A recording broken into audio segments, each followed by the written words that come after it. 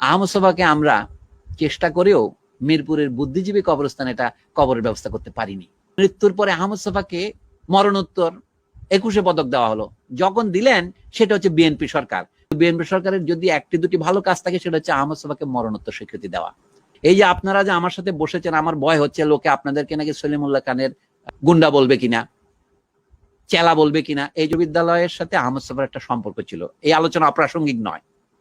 নজরুল ইসলামের কবর দেওয়া হয়েছে বিশ্ববিদ্যালয়ের মসজিদের পাশে, কারণ নজরুল ইসলাম জাতীয় কবির মর্যাদা অর্জন করেছেন। আহমদ সোফাকে আমরা চেষ্টা করেও মিরপুরের বুদ্ধিজীবী কবরস্থানে এটা কবরের ব্যবস্থা করতে পারিনি। তিনি যখন মারা গেছিলেন তখন দেশের তত্ত্বাবধায়ক সরকারের আমল ছিল, কিন্তু তার আগে যারা ক্ষমতায় ছিলেন, যাদেরকে বলা যায় আওয়ামী লীগ সরকার, শেখ হাসিনার প্রথম সরকার, সেই সরকারের কর্তৃত্ব করছিলেন মুক্তিযোদ্ধা সংসদের উপর অধ্যক্ষ আহাদ চৌধুরী নামক এক ভদ্রলোক। আহমদ সোফাকে তারা বুদ্ধিজীবী হিসেবে স্বীকারও করেন নাই, মুক্তিযোদ্ধা হিসেবে স্বীকার করেন নাই। এইটা হচ্ছে দুর্ভাগ্য, জাতির দুর্ভাগ্য। এই অপমান ইতিহাসের মধ্যে কার অপমান হিসেবে চিহ্নিত হবে? তাদের অপমান হিসেবে চিহ্নিত হবে। তারপরে যখন মৃত্যুর পরে আহমদ সোফাকে মরণোত্তর 21 পদক দেওয়া হলো, যখন দিলেন সেটা হচ্ছে বিএনপি সরকার। প্রায় লোক আমাকে তাহলে আহমদ সোফা বিএনপি করতেন, যেহেতু বিএনপি সরকার তাকে মরণোত্তর পুরস্কার দিয়েছে। যে দেশের রাজনীতির এই অধঃপতন হয়, একজন সর্বজনমান্য গুণী লোককে পুরস্কার দিয়ে, আমি যে বিএনপি সরকার কত খারাপ কাজ করেছে তা আমি বলবো না, কিন্তু বিএনপি সরকারের যদি একটি দুটি ভালো কাজ থাকে সেটা হচ্ছে আহমদ সোফাকে মরণোত্তর স্বীকৃতি দেওয়া। এটা স্বীকার করতে দোষ হবে কেন? এই যে আপনারা যে আমার সাথে বসেছেন, আমার ভয় হচ্ছে লোকে আপনাদেরকে নাকি সলিমুল্লাহ খানের গুন্ডা বলবে কিনা, চেলা বলবে কিনা। এই যে বিদ্যালয়ের সাথে আহমদ সোফার একটা সম্পর্ক ছিল, এই আলোচনা অপ্রাসঙ্গিক নয়। নজরুল ইসলামের কবর দেওয়া হয়েছে বিশ্ববিদ্যালয়ের মসজিদের পাশে, কারণ নজরুল ইসলাম জাতীয় কবির মর্যাদা অর্জন করেছেন।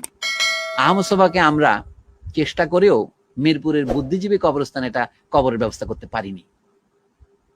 তিনি যখন মারা গেছিলেন তখন দেশের তত্ত্বাবধায়ক সরকারের আমল ছিল, কিন্তু তার আগে যারা ক্ষমতায় ছিলেন, যাদেরকে বলা যায় আওয়ামী লীগ সরকার, শেখ হাসিনার প্রথম সরকার, সেই সরকারের কর্তৃত্ব করছিলেন মুক্তিযোদ্ধা সংসদের উপর অধ্যক্ষ আহাদ চৌধুরী নামক এক ভদ্রলোক। আহমদ সোফাকে তারা বুদ্ধিজীবী হিসেবে স্বীকারও করেন নাই, মুক্তিযোদ্ধা হিসেবে স্বীকার করেন নাই। এইটা হচ্ছে দুর্ভাগ্য, জাতির দুর্ভাগ্য। এই অপমান ইতিহাসের মধ্যে কার অপমান হিসেবে চিহ্নিত হবে? তাদের অপমান হিসেবে চিহ্নিত হবে।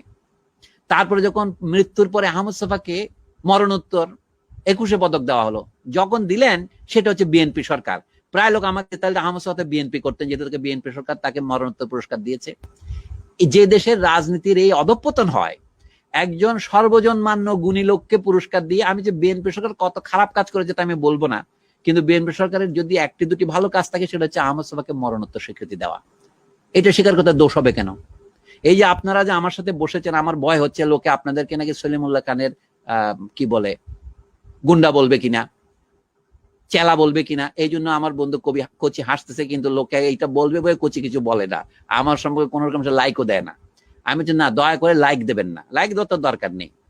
আহমদ সোফাকে লাইক দিয়া আমি তো অধঃপতনে গেছি, বুঝতে পারছেন না? আমাদের দেশে অনেক বড় বড় পত্রিকা আমার লেখা ছাপে না। আমার অপরাধের মধ্যে হচ্ছে আমি নিজেকে আহমদ সোফার ছাত্র বলে পরিচয় দেই, কিন্তু আহমদ সোফা কখনো আমাকে কিন্তু তার ছাত্র হিসেবে গ্রহণ করেননি। আপনারা দেখবেন যে আহমদ সোফা কোনো শিষ্য গ্রহণ করতেন না। আমরা নিজেরা আদর করে বলি, এই বলে শেষ করি। এখানে মনীষীরা বলছেন আহমদ সোফাকে মহাত্মা বানানোর একটা চেষ্টা চলছে। কে আহমদ সোফাকে মহাত্মা বানাবে?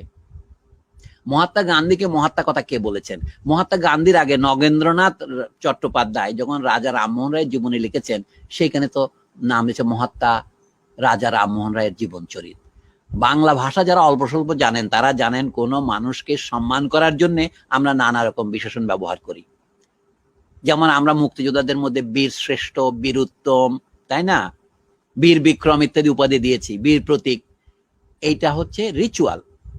আপনি তার মধ্যে একটা হায়ারার্কি করেন। তা আমরা আহমদ সোফাকে মহাত্মা বলে যদি অন্যায় করে থাকি, যে ভদ্রলোক আপত্তি করতেছে তার বলা হচ্ছে আহমদ সোফাকে কি বলা উচিত? চিদাত্মা বলা উচিত না ক্ষুদ্রাত্মা বলা উচিত? আত্মা শব্দটা একটা ম্যাটাফোর। যে লোক ম্যাটাফোর বোঝে না তিনি কবিতা লেখেন কি করে? আত্মা মানে মানুষকে যখন নিকোলাস গোগল, আমার দাঁত পড়ে যাওয়ায় কথা বলতে পারছি না ঠিকভাবে, আমাকে শেষ করতে হবে আমাকে। নিকোলাস গোগলের যে একটা নিকোলাই গোগল আর কি, রাশিয়ান লেখক, আমরা তো অনুবাদে পড়েছি, ওনার বইয়ের ইংরেজি নামকে ডেড সোলস। এখানে হচ্ছে স্লেভদেরকে, সার্ফদেরকে সোল বলা হচ্ছে। মৃত মানুষকে স্মরণ করবেন কিভাবে? মানে জন বলি না আমরা, জনে জনে প্রতিজন, মাদের জননী বলি। She is the producer of souls. তো সেই অর্থে আমরা একজনকে মহান মানুষ বলি। আমি যদি মহান লেখক, গ্রেট রাইটার।